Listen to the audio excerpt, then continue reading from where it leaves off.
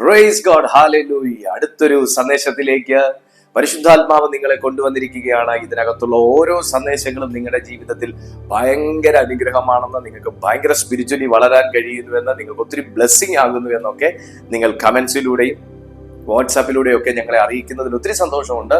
ഈ സന്ദേശവും അതുപോലെ തന്നെ നിങ്ങളുടെ ജീവിതത്തെ അടുത്ത ഒരു തലത്തിലേക്ക് പണിതെടുക്കുവാൻ, അടുത്തൊരു ആത്മീയ കാഴ്ച നിങ്ങൾക്ക് ലഭിക്കുവാൻ ഇടയാകട്ടെ എന്ന പ്രാർത്ഥനയോടുകൂടെ ഈ സന്ദേശത്തിലേക്ക് ഞാൻ നിങ്ങളെ സ്വാഗതം ചെയ്യുകയാണ്. എന്താണ് വിച്ച് ക്രാഫ്റ്റ്? വിച്ച് ക്രാഫ്റ്റ് എന്ന പദം നമുക്ക് എല്ലാവർക്കും അറിയാവുന്ന കാര്യമാണ്. വിച്ച് ക്രാഫ്റ്റ് എന്നാൽ അതിന് വിച്ച് ക്രാഫ്റ്റിന്റെ ഒരു ഡെഫിനേഷൻ നമ്മൾ എടുത്താൽ ഒത്തിരി അർത്ഥം അതിനകത്തുണ്ട്. ഒരുപാട് കാര്യങ്ങൾ ചേരുന്നതാണ് വിച്ച് ക്രാഫ്റ്റ് എന്ന് പറയുന്നത്. എന്നാൽ ഞാൻ ഒറ്റ വാക്കിൽ പറയട്ടെ, വിച്ച് ക്രാഫ്റ്റ് എന്ന് പറഞ്ഞാൽ മന്ത്രവാദം, ദുർമന്ത്രവാദം, ആഭിചാരം, ക്ഷുദ്രപ്രവൃത്തികൾ ഇത്യാദി ഒരുപാട് കാര്യങ്ങൾ അടങ്ങുന്ന ഒന്നിനെയാണ് നമ്മൾ വിച്ച് ക്രാഫ്റ്റ് എന്നൊരു പദം കൊണ്ട് നമ്മൾ പറയുന്നത്.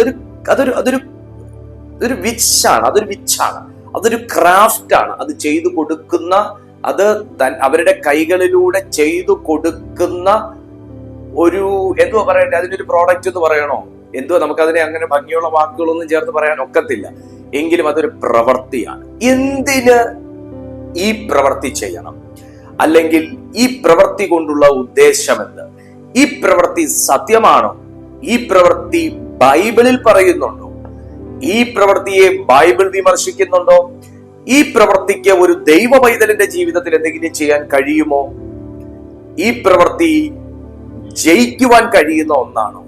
ഇതൊരു ആത്മീയൻ അറിഞ്ഞില്ല എന്നുണ്ടെങ്കിൽ, ഇതൊരു ദൈവ മനുഷ്യൻ അറിഞ്ഞില്ല എന്നുണ്ടെങ്കിൽ, അവൻ എപ്പോ ഇതിന് കീഴ്പ്പെട്ടു, അടിമപ്പെട്ടു, അവൻ തകർന്നു എന്ന് ചോദിച്ചാൽ മതി.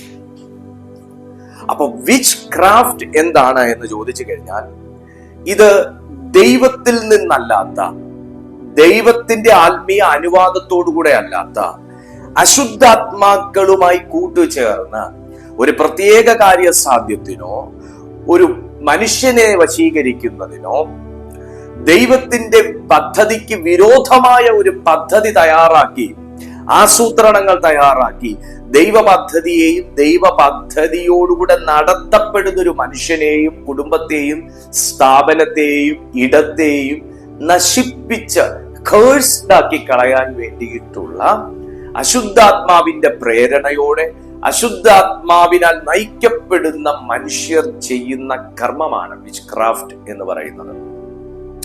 ശമൂവേലിന്റെ ഒന്നാമത്തെ പുസ്തകം, ശമൂവേലിന്റെ 1 ശമൂവേൽ 15:23 നമ്മൾ ഒന്ന് ശ്രദ്ധ തിരിച്ചാൽ, 1 ശമൂവേൽ, നിങ്ങൾക്ക് ബൈബിൾ ഉണ്ടെങ്കിൽ നിങ്ങൾ എടുക്കുകയും നിങ്ങൾ ആ വചനങ്ങൾ നിങ്ങളൊന്ന് നമ്മുടെ യൂട്യൂബിന്റെ കമന്റ് ബോക്സിൽ ഒന്ന് നിങ്ങൾക്ക് പേസ്റ്റ് ചെയ്യാമെങ്കിൽ അത് ഒരുപാട് പേർക്ക് സഹായകരമായിരിക്കുമെന്നും കൂടെ ഞാൻ ഓർമ്മിപ്പിക്കുകയാണ്. അപ്പോൾ തന്നെ നിങ്ങൾ ഈ ചാനൽ സബ്സ്ക്രൈബ് ചെയ്തോളൂ, ഈ വീഡിയോയ്ക്ക് നിങ്ങളുടെ ഒരു ലൈക്ക് കൊടുത്തോളൂ, എങ്കിലേ ഇങ്ങനെയുള്ള സന്ദേശങ്ങൾ അനേകരിലേക്ക് എത്തത്തുള്ളൂ. നിങ്ങളുടെ സപ്പോർട്ടാണ് ഈ വീഡിയോ ഒത്തിരി ആളുകളിലേക്ക് എത്താൻ സഹായകമാകുന്നത്. അതുകൊണ്ട് നിങ്ങളാൽ കഴിയുന്നത് നിങ്ങൾ ലൈക്ക് കൊടുത്തും കമന്റുകളായി രേഖപ്പെടുത്തിയും ഷെയർ ചെയ്തും ഈ ചാനൽ സബ്സ്ക്രൈബ് ചെയ്തും ഒക്കെ നിങ്ങൾ ഈ മിനിസ്ട്രിയെ പ്രോത്സാഹിപ്പിക്കണമെന്ന് പറഞ്ഞ് ഞാൻ ഓർമ്മിപ്പിക്കുകയാണ്. നോക്കിയാട്ടെ, ശമൂവേലിന്റെ 1-ാം പുസ്തകം അതിന്റെ 15-ാമത്തെ അധ്യായം 23-ാമത്തെ വാക്യത്തിൽ, മത്സരം ആഭിചാരദോഷം പോലെയും ശാഠ്യം മിഥ്യാപൂജ പോലെയും വിഗ്രഹാരാധനയും പോലെയുമാകുന്നു.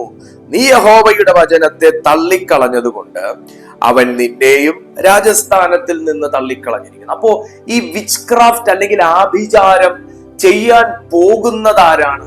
ദൈവവചനത്തെ അറിയാത്തവരും ദൈവവചനത്തെ അറിഞ്ഞവരെങ്കിലും ഒരു കാലം അതിനെ തള്ളിക്കളഞ്ഞവരുമാണ് ഇതിന്റെ പുറകെ പോകുന്നത്.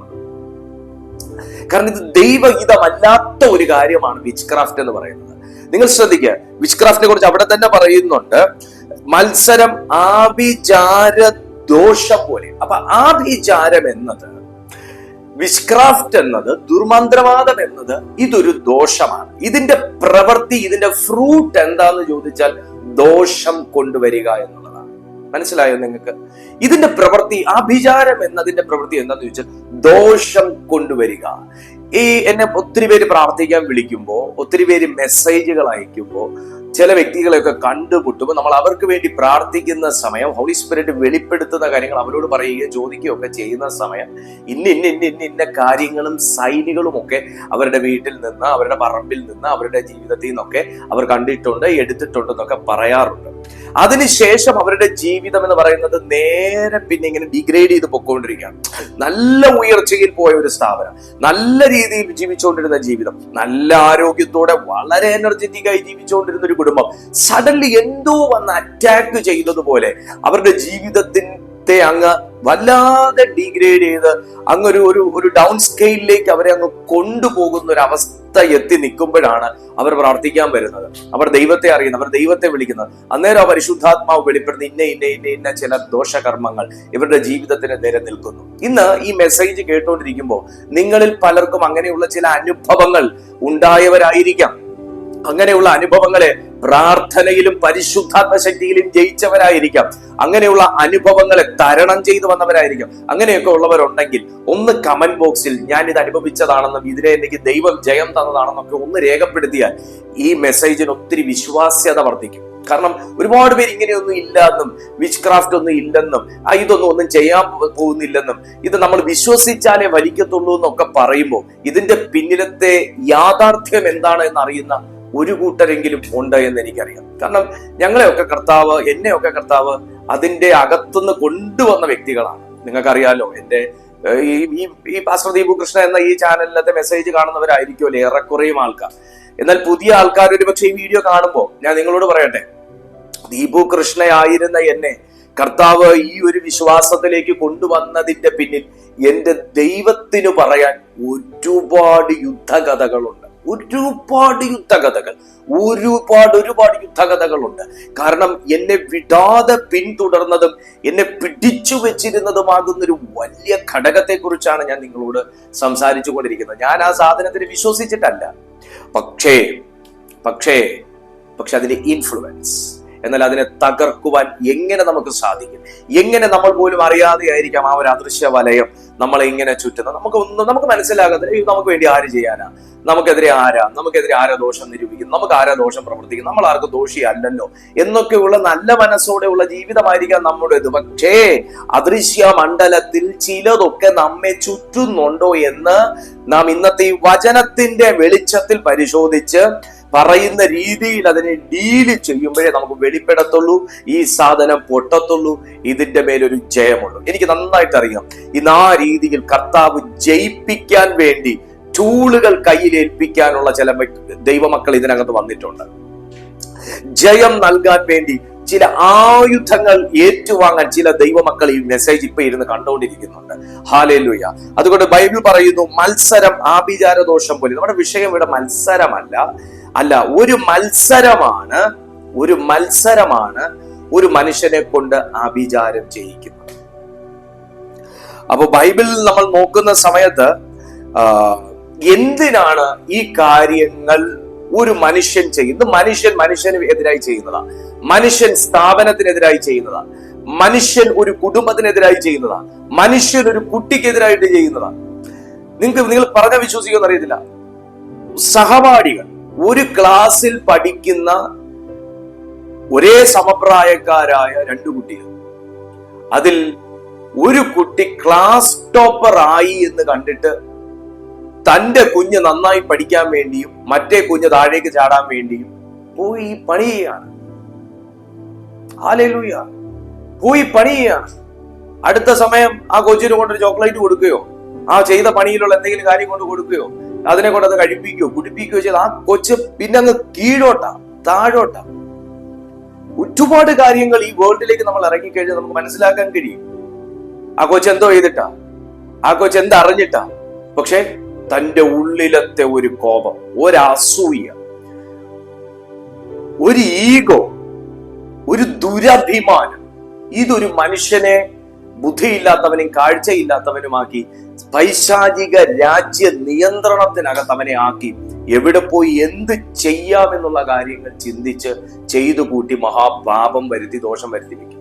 ഞാനൊരു കാര്യം പറയാം, ഇങ്ങനെയൊക്കെ പോകുന്നതിന്റെ ദോഷം എന്ന് പറഞ്ഞാൽ, ഇങ്ങനെയൊക്കെ ചെയ്യാൻ പോകുന്നതിന്റെയും എന്നാൽ ഒരു നല്ല കാര്യത്തിന് വേണ്ടിയിട്ടല്ലേ, നല്ല ഉദ്ദേശത്തോടെ അല്ലേ എന്നൊക്കെ പറഞ്ഞ് ചെയ്യാൻ പോകുന്നതിന്റെ ദോഷം എന്നൊക്കെ പറഞ്ഞാൽ നമുക്കത് പറഞ്ഞു ഫലിപ്പിക്കാൻ പറ്റാത്ത ദോഷമാണ്.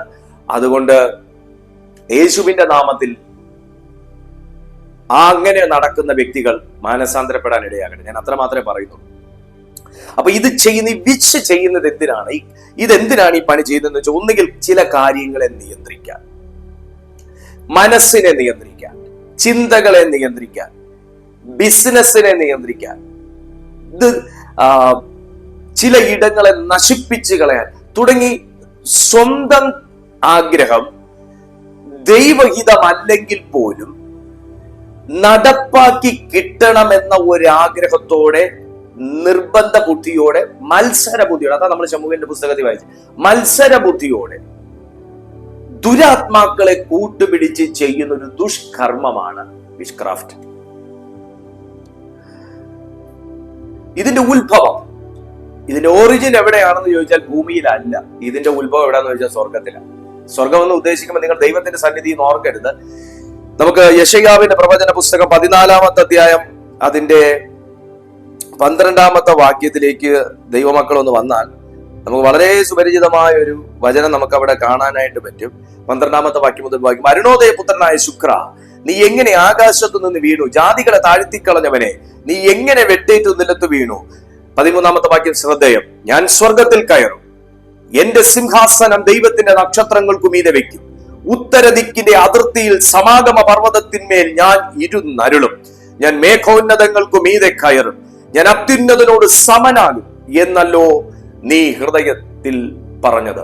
ഇത് ലൂസിഫറിൽ നിന്ന് ഉള്ള ഒരു ഉത്ഭവമാണ്. ഇത് സാത്താനായവനിൽ നിന്നുള്ള ഒരു ഉത്ഭവമാണ്. ഇത് സ്വർഗത്തിൽ തന്നെ നടന്നൊരു സംഭവമാണ്. കാരണം ദൈവത്തിന്റെ അതോറിറ്റിക്ക് മുകളിൽ എന്റെ അതോറിറ്റി ഇരിക്കണം എന്ന മത്സര ബുദ്ധിയാണ് ലൂസിഫറിനെ കൊണ്ട് ഈ വാക്ക് പറയിച്ചതും ചെയ്യിച്ചതും. അടുത്ത സെക്കൻഡിൽ എന്താ നടന്നത്? ദൈവം അവനെ വെട്ടി ഭൂമിയിലേക്ക്. ഇത് തന്നെയാണ് ഇന്ന് മനുഷ്യനും ചെയ്യുന്നത്. ഒരു മനുഷ്യൻ ഉയരുന്നത് കാണുമ്പോൾ അവനേക്കാൾ എനിക്ക് ഉയരണം. അല്ല, അവൻ എത്ര കഷ്ടപ്പെട്ടാണോ ഉയർന്നു വരുന്നത്, അവൻ എന്തോരം ദൈവസന്നിധി കിടന്ന് നിലവിളിച്ച ഉയർന്നു വരുന്നത്, ആ ചിന്തയില്ല. അവനെ ദൈവം നടത്തുന്നല്ലോ, നയിക്കുന്നല്ലോ, ദൈവം കൂട്ടാക്കുന്നല്ലോ, ആ ചിന്തയില്ല. എങ്ങനെയെങ്കിലും വളഞ്ഞ വഴിയിൽ കാര്യം നടക്കണം, വേഗത്തിൽ കാര്യം നടക്കണം. ഞാൻ നിങ്ങളോടൊരു ആശയം കൈമാറാം. വളഞ്ഞ വഴിയിലെ വിജയം നിലനിൽക്കത്തില്ല. അകൃത്യത്തിലൂടെ നേടുന്ന ധനം നിലനിൽക്കത്തില്ല. ദൈവത്തിന്റെ ഹിതപ്രകാരമുള്ളത് മാത്രമേ ഒരു മനുഷ്യന്റെ ജീവിതത്തിൽ നിലനിൽക്കത്തുള്ളൂ. ആരെങ്കിലും വേഗത്തിൽ പല കാര്യങ്ങൾ നേടി എന്ന് പറഞ്ഞാൽ അതിന്റെ പിന്നിൽ ഒരു അധ്വാനമില്ല എന്ന് നിങ്ങൾക്ക് തോന്നുകയാണെങ്കിൽ, അതിന്റെ പിന്നിൽ ഒരു നീതി ഇല്ലെന്ന് തോന്നുവാണെങ്കിൽ ആ വഴി പിന്തുടരരുത്, ആ കാര്യം ചെയ്യരുത്. ഹല്ലേലൂയ. അപ്പോ ഇത് അവിടുന്നുള്ളൊരു ഉത്ഭവമാണ്. അതാണ്, ആ കൾച്ചറാണ് ഭൂമിയിൽ സാത്താൻ ഇന്ന് ചെയ്തുകൊണ്ട്. കാരണം അവിടുന്ന് ആ കൾച്ചറും കൂടെ വെട്ടി താഴെ ഇട്ടു. പിന്നെ സ്വർഗത്തിൽ അങ്ങനത്തെ ആളില്ല. പിന്നെ സ്വർഗത്തിൽ ഇങ്ങനെ പറയുന്നവരില്ല. ഉണ്ടായിരുന്നവനെയും അവന്റെ പിന്താങ്ങികളെയും എല്ലാം വെട്ടി ഭൂമിയിലിട്ടു. ആ കൾച്ചർ ഇന്നും ഭൂമിയിൽ നിൽക്കുന്നു. ഇന്നും ആൾ ദൈവങ്ങൾ വർദ്ധിക്കുന്നു. ഇന്നും ഈ കർമ്മത്തിന്റെ പുറകെ നിൽക്കാൻ ആളുണ്ട്. ആ കൾച്ചർ ഇന്നും ഭൂമിയിൽ നിലനിൽക്കുന്നു. ഹല്ലേലൂയ. ബൈബിൾ പറയുന്നത് നിങ്ങളൊന്ന് ശ്രദ്ധിച്ചേ. അതിന്റെ പ്രധാന ഉദ്ദേശം എന്താണ്? അതിന്റെ പ്രധാന ഉദ്ദേശം ദൈവത്തിൽ നിന്ന് മനുഷ്യനെ വേർതിരിക്കുക. അത് മനസ്സിലാക്കണമെങ്കിൽ നിങ്ങൾ യോഹന്നാന്റെ സുവിശേഷം 10:10 വായിക്കുമ്പോൾ നിങ്ങൾക്ക് മനസ്സിലാവും. അറുക്കാനും മുടിപ്പാനും മോഷ്ടിപ്പാനും അല്ലാതെ കള്ളം വരുന്നില്ല. അപ്പൊ എന്താണ് അറുക്കുന്നത്? എന്താണ് മുടിക്കുന്നത്? എന്താണ് മോഷ്ടിക്കുന്നത്? വിച്ച് ക്രാഫ്റ്റിന്റെ പ്രവൃത്തി അല്ലെങ്കിൽ ആ സ്പിരിറ്റിന്റെ പ്രവൃത്തി എന്താന്ന് ചോദിച്ചു കഴിഞ്ഞാൽ, ആ പ്രവൃത്തി എന്താന്ന് ചോദിച്ചു കഴിഞ്ഞാൽ അറുക്കുക, മുടിക്കുക, മോഷ്ടിക്കുക. നമ്മുടെ ജീവിതത്തിന്റെ നേരെ ഈ സാധനം ആഞ്ഞടിക്കുന്നുണ്ടെങ്കിൽ നമ്മുടെ ലൈഫിലുള്ളതിനെ തകർക്കുക എന്നാണ് അതിന്റെ മീനിങ്. അതുകൊണ്ടാണ് ഇതിന്റെ പ്രധാന 5 ലക്ഷ്യങ്ങൾ, വിച്ച് ക്രാഫ്റ്റിന്റെ പ്രധാന 5 ലക്ഷ്യം. ഒന്ന്, ദൈവത്തിൽ നിന്നും ദൈവം നിങ്ങൾക്ക് തന്നതിൽ നിന്നും നിങ്ങളെ വേർതിരിക്കുക. ഭയം നിങ്ങളിൽ വിതച്ച് നിങ്ങളെ നിയന്ത്രിക്കുക. വിച്ച് ക്രാഫ്റ്റിന്റെ ഓപ്പൺ ഡോറുകളിൽ ഒന്നാണ് എന്തും ഭയപ്പെടുന്ന ഒരു മനസ്സ്. എന്തിനേയും ഭയപ്പെടുന്ന ഒരു മനസ്സ്. എന്തും ഭയം, ഏതും ഭയം, ആരെയും ഭയം, ദൈവത്തെയും ഭയം, ചെകുത്താനെയും ഭയം, മനുഷ്യനെയും ഭയം, പട്ടിയെയും ഭയം, പൂച്ചയെയും ഭയം, പാറ്റയെയും ഭയം. ഈ ഭയം എന്നത് അവന് വിച്ച് ക്രാഫ്റ്റിനെന്ന് മാത്രമല്ല, അശുദ്ധാത്മാക്കൾക്ക് നമ്മുടെ വീട്ടിൽ കയറി നമ്മുടെ അശുദ്ധാത്മാക്കൾക്ക് നമ്മുടെ മനസ്സിൽ കയറി ഒരു ഫ്ലാറ്റ് പണിയാനുള്ള ഒരു സ്വാതന്ത്ര്യമാണ്, ഓപ്പൺ ഡോറാണ് ഭയം എന്ന് പറയുന്നത്. അപ്പോ ഭയം നമ്മൾ സൃഷ്ടിച്ച് നമ്മളെ നിയന്ത്രിക്കുക.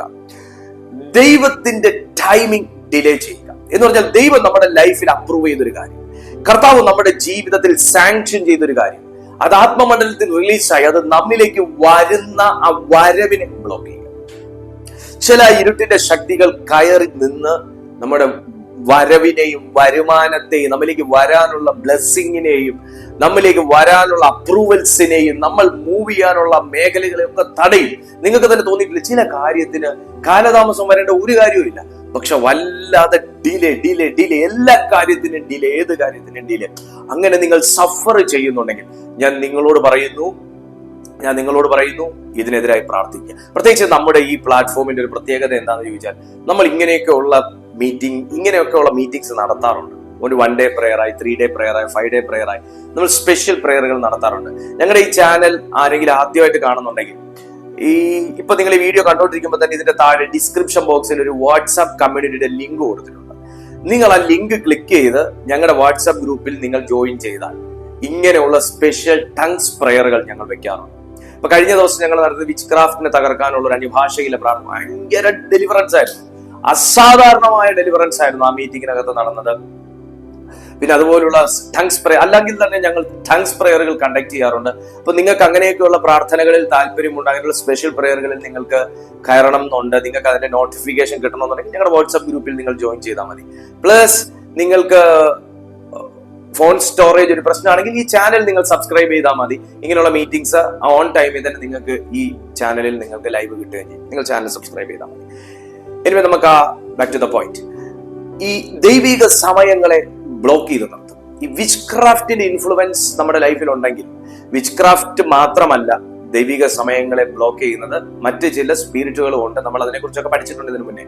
ഇനി വിച്ച് ക്രാഫ്റ്റിന്റെ ഒരു ഇൻഫ്ലുവൻസ് ഉണ്ടെങ്കിലും നമ്മുടെ ലൈഫിനെ നിയന്ത്രിക്കുന്ന, സമയങ്ങളെ നിയന്ത്രിക്കുന്ന ഒരു ഡീമൺ എപ്പോഴും നമ്മുടെ കൂടെ കാണും. അതുകൊണ്ടാണ് ചില കാര്യങ്ങൾ ചെയ്താലും പൂർത്തിയാകത്തില്ല, ചില വീട് പണി സ്റ്റാർട്ട് ചെയ്താൽ പൂർത്തിയാകത്തില്ല, ചില ക്ലാസ് പഠിച്ചാൽ നമുക്ക് ജയിച്ച് അടുത്തൊരു ക്ലാസ്സിലൂടെ നമുക്ക് മൂവ് ചെയ്യാൻ പറ്റത്തില്ല, നമ്മൾ അവിടെ തന്നെ പിടിച്ചിരുത്തുന്ന ഒരു അവസ്ഥ.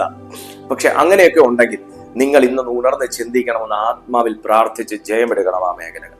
4-മത്തെ കാര്യം എന്താണെന്ന് ചോദിച്ചാൽ, ദൈവ പൈതലിന്റെ അതോറിറ്റീസ് കൺഫ്യൂസ് ചെയ്യും. എന്നെ ദൈവത്തിന് വേണ്ടാത്തോണ്ടായിരിക്കും, എന്നെ ദൈവം ഏറ്റെടുക്കാത്തോണ്ടായിരിക്കും, എനിക്ക് അഭിഷേകം ഇല്ലാത്തോണ്ടായിരിക്കും, എനിക്ക് കോളിംഗ് ഇല്ലാത്തോണ്ടായിരിക്കും, ഞാൻ പാപി ആയോണ്ടായിരിക്കും, ദൈവത്തിന് നമ്മളെ ഒന്നും വേണ്ടായിരിക്കും, ദൈവത്തിന് പണമുള്ളവരെ മാത്രം മതിയായിരിക്കും. ഇങ്ങനെയൊക്കെയുള്ള കൺഫ്യൂഷനും വേണ്ടാത്ത ചിന്തകളും കൊണ്ട് നമ്മിലിട്ടിട്ട് നമുക്ക് തന്നിരിക്കുന്ന അതോറിറ്റി നമ്മളെ കൊണ്ട് തന്നെ കൺഫ്യൂസ് ചെയ്ത് നമ്മളിൽ ഒരു ഓപ്പൺ ഡോർ ഉണ്ടാക്കി ദൈവത്തിന്റെ പ്രവർത്തികളെയും സമയങ്ങളെയും ബാൻ ചെയ്തു. നിങ്ങൾ അങ്ങനെയുള്ള ഒരു കൺഫ്യൂഷൻ പീരീഡിലാണെങ്കിൽ എനിക്കൊരു ആശയം കൈമാറാനുണ്ട്. നിങ്ങളെ ദൈവം ഒരു കൺഫർമേഷൻ പീരീഡിലേക്ക് കൊണ്ടുവരാൻ പോവുകയാണ്. കൺഫർമേഷൻ ആയി മാറാൻ പോകുന്നു. ഒന്ന് ടൈപ്പ് ചെയ്യാൻ പറ്റുമോ? താഴെ ഒന്ന് ടൈപ്പ് ചെയ്യാൻ പറ്റുമോ? കൺഫ്യൂഷൻസ് കൺഫർമേഷനായി കൺവേർട്ട് ചെയ്യാൻ പോകുന്നു. കൺഫർമേഷനായി കൺവേർട്ട് ചെയ്യാൻ പോകുന്നു. ഹല്ലേലൂയ. 5-മത്തെ കാര്യം എന്താന്ന് ചോദിച്ചാൽ, വ്യാജ ശക്തി കൊണ്ട് യഥാർത്ഥ ശക്തിയെ മറയ്ക്കും എന്ന് പറഞ്ഞാൽ, നമ്മൾ പറഞ്ഞല്ലോ, ഈ വിച്ച് ക്രാഫ്റ്റ് ചെയ്യുന്ന ഒരിക്കലും ദൈവത്തിനെയോ ദൈവത്തിന്റെ ദൂതന്മാരെയോ വിളിച്ചു വരുത്തി ഒന്നും അല്ല, ദൈവത്തിന്റെ ഇഷ്ടത്തോടെ അല്ല, ദൈവത്തിന് ഇഷ്ടമില്ലാത്ത, ദൈവം വെറുക്കുന്ന ഒരു കാര്യമാണ് അഭിചാരം, മന്ത്രവാദം, വിച്ച് ക്രാഫ്റ്റ് എന്നൊക്കെ പറയുന്നത്. അപ്പോ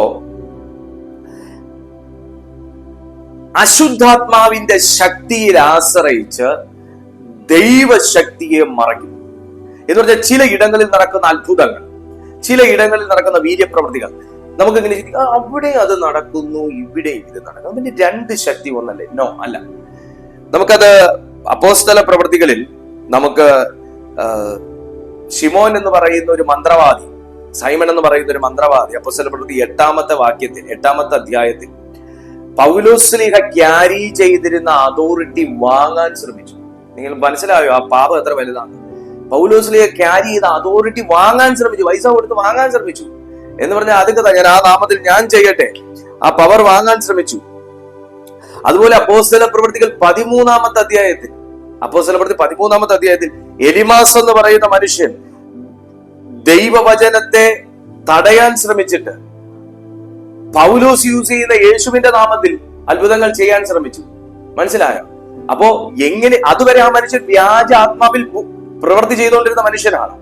വ്യാജ ആത്മാവിൽ പ്രവൃത്തി ചെയ്തുകൊണ്ടിരുന്ന മനുഷ്യൻ ദൈവവചനത്തിന്റെ ഫ്ലോ തടയാൻ വേണ്ടി, എന്ന് പറഞ്ഞാൽ എന്നിലൂടെയും പ്രവർത്തിക്കുന്ന ദൈവമാണെന്നൊന്ന് അറിയാൻ വേണ്ടി, ദൈവവചനത്തിന്റെ ഫ്ലോ തടയാൻ വേണ്ടി ആ മനുഷ്യനെ ഇങ്ങനൊരു ചിന്തയിലേക്ക് ആ മനുഷ്യന്റെ മനസ്സ് പോയി. ആ മനുഷ്യൻ അന്ധനായി മാറി. ഞാൻ പറഞ്ഞു വന്നതിന്റെ സാരം, ദൈവത്തിന്റെ ശക്തി പർച്ചേസ് ചെയ്യാൻ പറ്റുന്ന ഒന്നല്ല. വ്യാജമാകുന്ന അത്ഭുതങ്ങളും അടയാളങ്ങളും കണ്ട് അതിന്റെ പുറകെ പോകരുത്. വ്യാജമാകുന്ന ചില റിസൾട്ടുകൾ കേട്ട് അതിന്റെ പുറകെ പോകരുത്. എന്തും കർത്താവ് നമ്മുടെ ജീവിതത്തിൽ ചെയ്യാൻ വിശ്വസ്തനാകട്ടോ. ഞാൻ നിങ്ങളോടൊരു കാര്യം പറയും. നിങ്ങളുടെ ജീവിതത്തിൽ ഒരു അത്ഭുതം നടക്കാൻ ഒരു വളഞ്ഞ വഴി പോകണ്ട. നിങ്ങളുടെ വീട്ടിൽ ഒരു അത്ഭുതം നടക്കാൻ, നിങ്ങളുടെ ജീവിതത്തിൽ അത്ഭുതം നടക്കാൻ എവിടെയും പോയി നമ്മൾ ഒന്നും കാണിച്ചു കൂട്ടണ്ട. നമുക്ക് വിശ്വസ്തയോടെ ദൈവത്തിന്റെ മുമ്പിൽ പ്രാർത്ഥനയോടെ, സമർപ്പണത്തോടെ, വിശുദ്ധിയുള്ളൊരു മനസ്സോടെ, ഏകാഗ്രതയുള്ളൊരു മനസ്സോടെ, ചാഞ്ചാട്ടമില്ലാത്തൊരു ഹൃദയത്തോടെ കർത്താവിങ്കിലേക്ക് നോക്കിയവരെ കുറിച്ച് ബൈബിൾ പറയുന്നത് അവങ്കിലേക്ക് നോക്കിയവർ പ്രകാശിതരായി എന്നാണ്. അവരിരുണ്ടുപോയി എന്നല്ല, അവരുടെ മുഖം ലജ്ജിച്ചു പോയി എന്നല്ല, കർത്താവിങ്കിലേക്ക് നോക്കിയവർ പ്രകാശിതരായി എന്നാണ് പറയുന്നത്. ഇന്ന് നമുക്ക് വേഗത്തിൽ കാര്യങ്ങൾ നടക്കണമെന്ന് ആഗ്രഹിക്കുന്നവരാണ്. വേഗത്തിൽ എന്തെങ്കിലുമൊക്കെ വളരണം, എങ്ങനെയെങ്കിലും പെട്ടെന്ന് പണം ഉണ്ടാവണം, പെട്ടെന്ന് വളരണം, പെട്ടെന്ന് ഫേമസ് ആകണം. ദൈവത്തിൽ നിന്നല്ലാതെ ഒന്നുമില്ല. ദൈവത്തിൽ നിന്നല്ലാതെ ഒന്നുമില്ല. അപ്പോ ആ നിലയിൽ നമുക്ക് അത്ഭുതങ്ങൾ, അടയാളങ്ങൾ ഒക്കെ വ്യാജമായി സൃഷ്ടിച്ചിട്ട്, ദുഷ്ടാത്മാവിനാൽ സൃഷ്ടിച്ചിട്ട്, ഇപ്പം പൗലോസ്ലീഹ നടന്നുപോയ സമയത്ത്, പൗലോസ് ശീലാസ് നടന്നുപോയ സമയത്ത് ലക്ഷണവിദ്യ പറയുന്ന ഒരു സ്ത്രീ ഇവരുടെ ആഗമന ഉദ്ദേശത്തെ പ്രവചിച്ചു. അപ്പൊ നിങ്ങളൊന്ന് ഓർത്ത് നോക്കിക്കേ, അത് ദൈവാത്മാവിലല്ല. ഉടനെ പൗലോസ് തിരിഞ്ഞ് സ്തോത്രം ചെയ്യുകയല്ല ചെയ്ത. പൗലോസ് തിരിഞ്ഞ് അവളിലുള്ള അശുദ്ധാത്മാവിനെ ശാസിച്ചു എന്നാ പറയുന്നത്. അപ്പൊ നോക്ക്, ആ പ്രവചനം പോലും വെളിച്ചപ്പാടിന്റെ ആത്മാവിനാണ് നടന്നു എന്ന് പറയുമ്പോൾ ദൈവത്തിന്റെ ആത്മാവും വെളിച്ചപ്പാടിന്റെ ആത്മാവും ഒന്നല്ല. മനസ്സിലായോ? ആത്മാക്കളെ അതാ കൊരിന്ത്യർക്കെഴുതിയ ലേഖനത്തിൽ പറയുന്ന ആത്മാക്കളുടെ വിവേചനം. ആത്മാക്കളെ വിവേചിക്കണം. ഒന്ന് പ്രാർത്ഥിച്ചേ, കർത്താവ് എനിക്ക് ആത്മാക്കളെ വിവേചിക്കാനുള്ളൊരു വരം, ആത്മാക്കളെ വിവേചിക്കാനുള്ളൊരു കൃപ എനിക്കൊന്ന് തരണമേ കർത്താവ് എന്നൊന്ന് പ്രാർത്ഥിച്ചേ. ഹല്ലേലൂയ. അപ്പോ അവിടെ പൗലോസ് ആത്മാക്കളെ വിവേചിച്ചു. അതുകൊണ്ട് അവളിൽ ആ ബാലികയിലുള്ള ആ അശുദ്ധാത്മാവിനെ ശാസിച്ചത്, അവളിൽ നിന്ന് ഭൂതം വിട്ടുപോയത്. അപ്പൊ അങ്ങനത്തെ ദൈവത്തിന്റെ ശക്തിയെ കൺഫ്യൂസ് ചെയ്യാൻ വേണ്ടിയിട്ടുള്ള പ്രവർത്തനം, ഇത് വിഷ്ക്രാഫ്റ്റിന്റെ ഒരു പ്രവർത്തനമാണ്. നമ്മളിങ്ങനെ ചിന്തിക്കും, ഞാൻ ഈ ദൈവത്തെ അറിഞ്ഞതുകൊണ്ട് അന്ന് മുതൽ എന്റെ വീട്ടിൽ ഇത്രയും പ്രശ്നം, ഞാൻ ഈ വിശ്വാസത്തെ വന്നതുകൊണ്ട് ഇത്രയും പ്രശ്നം, ഞാൻ ഈ പ്രാർത്ഥിക്കുന്നതിന് മുന്നേ എനിക്ക് ഇങ്ങനത്തെ പ്രശ്നമേ ഇല്ലായിരുന്നു തുടങ്ങി ഒത്തിരി ചിന്തകളാൽ കൺട്രോൾ ചെയ്യപ്പെട്ടവർ ഈ മീറ്റിങ്ങിനകത്തുണ്ട്. ഞാനും അങ്ങനെ പണ്ട് ചിന്തിച്ചിട്ടുള്ള ഒരു മനുഷ്യനാണ്. ഈ വിശ്വാസത്തിൽ വന്നതിന് ശേഷം ഇത്രയും പ്രശ്നം, പോരാട്ടം, മറ്റേതിൽ തന്നെ നിന്നാ മതിയായിരുന്നു തുടങ്ങി ഒത്തിരി ചിന്തകൾ എന്റെയും ജീവിതത്തിൽ എന്നെ ഭരിച്ചിട്ടുണ്ട്. പക്ഷെ ഞാൻ അറിഞ്ഞില്ല അതൊക്കെ ഇങ്ങനെ ഒരു ഡിമോണിക് കൺട്രോൾ ആണെന്നുള്ളത്. പിന്നത്തേതിൽ ദൈവം അതിൽ നിന്നൊക്കെ സ്വാതന്ത്ര്യം തന്നു. അതിനെ ഓർത്ത് ദൈവത്തെ സ്തുതിക്കുന്നു. സോ അങ്ങനെ നമ്മളെ കൺഫ്യൂസ് ചെയ്ത് നമ്മളെ എങ്ങനെയെങ്കിലും നമ്മളെ ദൈവത്തിൽ നിന്നൊന്ന് അകറ്റുക, അതാണ് ഇതിന്റെ ഉദ്ദേശം. എന്നാൽ അതിൽ വീണ് കൊടുക്കരുത്, ശക്തിയോടുകൂടെ നിൽക്കുക. ബൈബിളിൽ വിച്ച്ക്രാഫ്റ്റ് എങ്ങനെ പ്രവർത്തിച്ചു എന്ന് ചോദിച്ചാൽ, ഇതെല്ലാം പ്രവർത്തിക്കാൻ ഓരോരോ വ്യക്തികളെ സാത്താൻ അപ്പോയിന്റ് ചെയ്തു. അതിലെ ഒരു വ്യക്തിയാണ് നമ്മൾ നേരത്തെ പറഞ്ഞത്, ശിമോൻ എന്ന് പറയുന്ന മന്ത്രവാദിയായ ഒരു മനുഷ്യൻ, എലിമാസ് എന്ന് പറയുന്ന ഒരു മന്ത്രവാദിയായ ഒരു മനുഷ്യൻ. അങ്ങനെ ദൈവം ഓരോരോ മനുഷ്യരെ അപ്പോയിന്റ് ചെയ്തു. ഇത് മനുഷ്യരിൽ കൂടെ തന്നെയാണ് സാത്താൻ ജീവിതത്തിൽ ചെയ്യുന്നത്. നമുക്കെതിരെ ഒരു കടുവയും വന്ന് വിച്ച്ക്രാഫ്റ്റ് ചെയ്യത്തില്ല, മനുഷ്യൻ തന്നെയാണ് ചെയ്യുന്നത്. നമുക്ക് മിത്രങ്ങളായിരിക്കുന്നവർ തന്നെ അവരുടെ ഉള്ളിൽ ശത്രുത സൃഷ്ടിച്ച്, അവരുടെ ഉള്ളിൽ ഒരു വേണ്ടാത്തൊരു ഇമോഷൻ കൊണ്ടുവന്ന് നമുക്കെതിരാക്കി ഏതെങ്കിലും വിധേന പ്രത്യക്ഷമല്ലാത്ത രീതിയിൽ നമുക്ക് ദോഷകാരിയാക്കി മാറ്റാൻ വേണ്ടി സാത്താൻ അവരെ ഉപയോഗിക്കുന്ന രീതിയാണ് ഈ രീതി. അതിനവർ പല രീതികൾ സ്വീകരിക്കുന്നു. അതിനവർ ഈ മാർഗത്തിൽ പോകും, മറ്റു പല മാർഗത്തിൽ പോകും. ചിലരാണെങ്കിൽ ഏഷണി പറഞ്ഞുണ്ടാക്കും, ചിലരാണെങ്കിൽ കൂട്ടിയടി ഉണ്ടാക്കും, ചിലരാണെങ്കിൽ പല രീതി, അങ്ങനെ പല നിലകളിൽ ഒരു ദൈവ പൈതലിനെ തടയാനും തകർക്കാനും വേണ്ടി സാത്താൻ പലതും ചെയ്യും. ഇപ്പൊ നിങ്ങളുടെ ഓഫീസിലാണെങ്കിൽ ഒരു കാരണവും കാണത്തില്ല, പക്ഷെ നിങ്ങളോട് മിത്രമായി ഇരുന്നവരെ നിങ്ങളുടെ ശത്രുവാക്കി മാറ്റാൻ അവിടെ വന്ന് ആഭിചാരം ചെയ്യണമെന്നില്ല. അവിടെ ആഭിചാരം പോലെ തന്നെ ഒന്നാണ് മത്സരം എന്ന് പറയുന്നത്. ആ മത്സര ബുദ്ധി കാരണം നിങ്ങളെ കുറിച്ച് ദോഷമായിട്ട് എന്തെങ്കിലും നിങ്ങൾ അറിയാത്തൊരു കാര്യം നിങ്ങളുടെ സബോർഡിനേറ്റിനോടോ അല്ലെങ്കിൽ നിങ്ങളുടെ ബോസിനോടോ നിങ്ങളുടെ സുപ്പീരിയർ ഓഫീസറോടോ പറഞ്ഞാൽ മതി, നിങ്ങളുടെ കോവർക്കറിനോട് പറഞ്ഞാൽ മതി. അവിടെ ആ പ്രശ്നം സൃഷ്ടിക്കപ്പെട്ടു. കാരണം എങ്ങനെയെങ്കിലും ദൈവ പൈതൽ നിൽക്കുന്ന ഒരു സ്ഥലം കലക്കുക, ഇതവന്റെ ഒരു ഉദ്ദേശമാണ്. ദി ലാസ്റ്റ് വൺ, ദൈവ പൈതലിനെ വിച്ച് ക്രാഫ്റ്റ് ബാധിക്കുമോ എന്നുള്ളൊരു ചോദ്യം ഇതാണ്. ഒരു ദൈവ പൈതലിനെ വിച്ച് ക്രാഫ്റ്റ് ബാധിക്കുമോ, ആഭിചാരം ബാധിക്കുമോ, ദുർമന്ത്രവാദം ബാധിക്കുമോ? നേരിട്ട് അതിന് അധികാരമില്ല, 100% നേരിട്ട് അതിന് അധികാരമില്ല. കാരണം 1 യോഹന്നാൻ 4:4 പറയുന്നു, നിങ്ങളിലുള്ളവൻ ലോകത്തിലുള്ളവനേക്കാൾ വലിയവനാകും. നേരിട്ട് അതിന് അധികാരമില്ല. എന്നാൽ ഒരു ഡോർ നമ്മൾ തുറന്നു കൊടുത്താൽ അതിന് തീർച്ചയായിട്ടും ഇൻഫ്ലുവൻസ് ഉണ്ടാകും. എങ്ങനെയാണ് ആ ഡോർ തുറക്കുന്നതെന്ന് ചോദിച്ചാൽ, ഒന്ന് ഞാൻ നേരത്തെ നിങ്ങളോട് പറഞ്ഞ കാര്യം, ഭയം. ഭയപ്പെടുന്ന ഒരു മനോഭാവം, നമുക്കൊരു ധൈര്യമില്ലാത്തൊരു മനസ്സാണ് നമ്മുടേതെങ്കിൽ ഇതൊരു ഓപ്പൺ ഡോറാണ്. 2, തുടർച്ചയായ പാപം. അത് ഒരേ പാപമല്ല, ഏത് പാപവും കണ്ടിന്യൂസ് ആയി നമ്മുടെ ജീവിതത്തിൽ ഇങ്ങനെ വന്നുകൊണ്ടിരിക്കുകയാണെങ്കിൽ, വീഴ്ച വന്നുകൊണ്ടിരിക്കുകയാണെങ്കിൽ തീർച്ചയായും അതിന്റെ ഇൻഫ്ലുവൻസ് മറ്റേതൊന്നിനേക്കാളും ശക്തമായി നമ്മുടെ ജീവിതത്തിൽ ഉണ്ടാകും. പാപത്തിന് അങ്ങനെ ഒരു കുഴപ്പമുണ്ട്. ഈ ഡീമൺസിനെ ഡയറക്റ്റ് ആയിട്ട് കയറി വന്ന് അറ്റാക്ക് ചെയ്യാൻ പറ്റുന്ന ഒരു കാര്യമാണ് പാപം എന്ന്. കാരണം അവനെ നമ്മൾ എന്റർടൈൻ ചെയ്യാണ്, അവനെ എന്റർടൈൻ ചെയ്യാണ്, അവനെ നമ്മൾ സന്തോഷിപ്പിക്കുകയാണ്. അപ്പോ അവനെ സന്തോഷിപ്പിക്കുക എന്ന് പറയുമ്പോൾ അവൻ ആ പ്രവൃത്തിയിലാണ് സന്തോഷിക്കുന്നത്. പക്ഷെ അത് ചെയ്യുന്ന നമ്മോട് അവന് ഭയങ്കര വൈരാഗ്യമാണ്. കാരണം നമ്മളെ ദൈവം രക്ഷിച്ച ദൈവത്തിന്റെ രൂപത്തിന് സാദൃശ്യത്തിലുമാക്കി നിർത്തിയേക്കുന്നുണ്ട്. നമ്മളെ എങ്ങനെ ഡിമോളിഷ് ചെയ്യുക എന്നുള്ളതാണ് അവന്റെ ഉദ്ദേശം. തുടർച്ചയായ പാപങ്ങൾ നമ്മുടെ ജീവിതത്തിൽ വരുന്നതിലൂടെ ഈ വിച്ച് ക്രാഫ്റ്റിന് നമ്മുടെ ജീവിത സ്വാതന്ത്ര്യമുണ്ട്.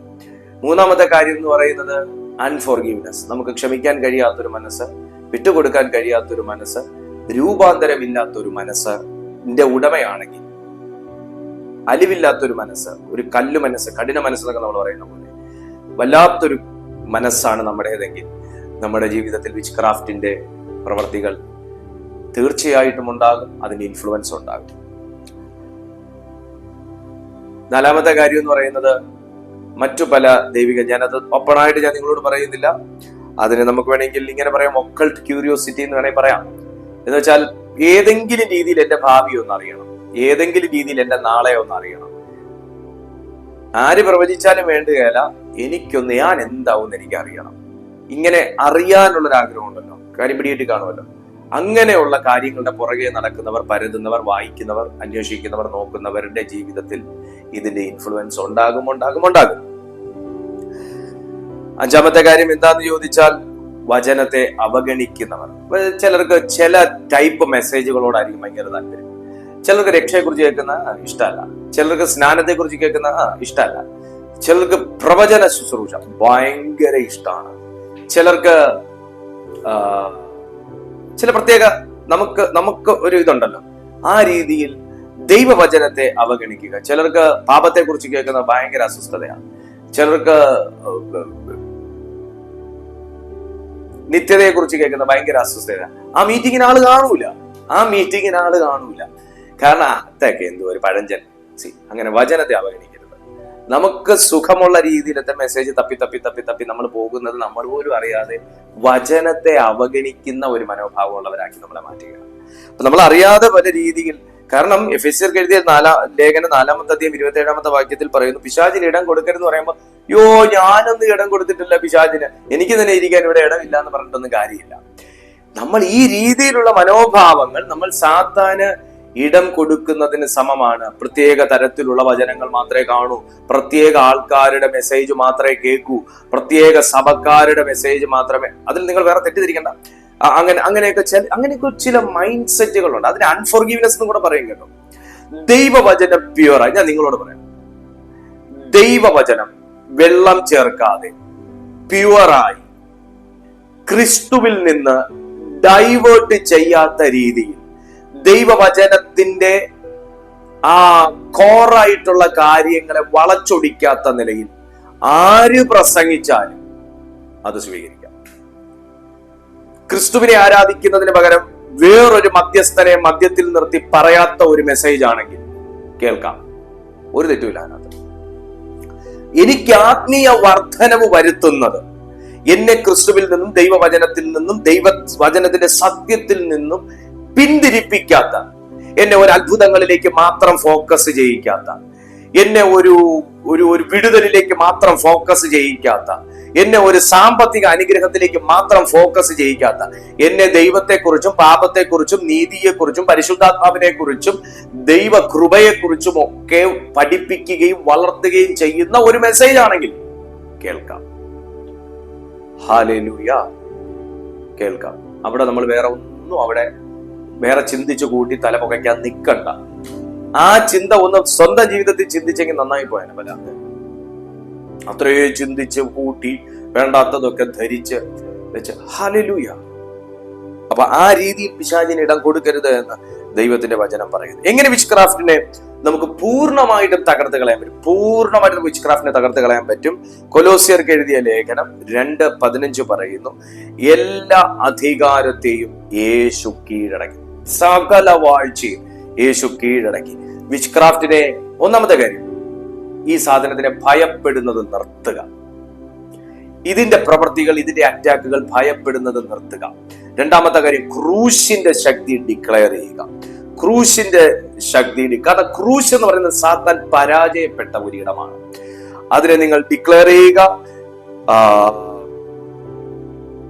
നിങ്ങൾ അപ്പോസ്തലപ്രവൃത്തി 19-ാമത്തെ അധ്യായം 18-ഉം 19-ഉം വാക്യപ്രകാരം നിങ്ങളുടെ ജീവിതത്തിൽ, നിങ്ങളുടെ മനസ്സിൽ, നിങ്ങളുടെ ചിന്തകളിൽ, നിങ്ങളുടെ വീട്ടിൽ അതുമായി ബന്ധപ്പെട്ട എന്തൊന്ന് നിങ്ങൾ സൂക്ഷിച്ചിരിക്കുന്നെങ്കിലും ഇപ്പോൾ തന്നെ അതിനെ എടുത്ത് കളയുക. അതിന് അവകാശമുള്ള എന്തിരിക്കുന്നെങ്കിലും അതിനെടുത്ത് പുറത്ത് കളയുക. നിങ്ങളുടെ വീടിനെ നിങ്ങൾ ശുദ്ധീകരിക്കുക, നിങ്ങളുടെ മനസ്സിനെ നിങ്ങൾ ശുദ്ധീകരിക്കുക, നിങ്ങൾ ചിന്ത ശുദ്ധീകരിക്കുക. ദ ലാസ്റ്റ് വൺ, നിങ്ങൾ അതോറിറ്റി ഡിക്ലെയർ ചെയ്യുക. ലൂക്കോസ് സുവിശേഷം 10:19 പ്രകാരം നിങ്ങൾക്ക് ദൈവം തന്ന അധികാരം നിങ്ങൾ ഡിക്ലെയർ ചെയ്യുക. പാമ്പിനെയും തേളിനെയും ശത്രുവിന്റെ സകല ബലത്തെയും ചവിട്ടുവാൻ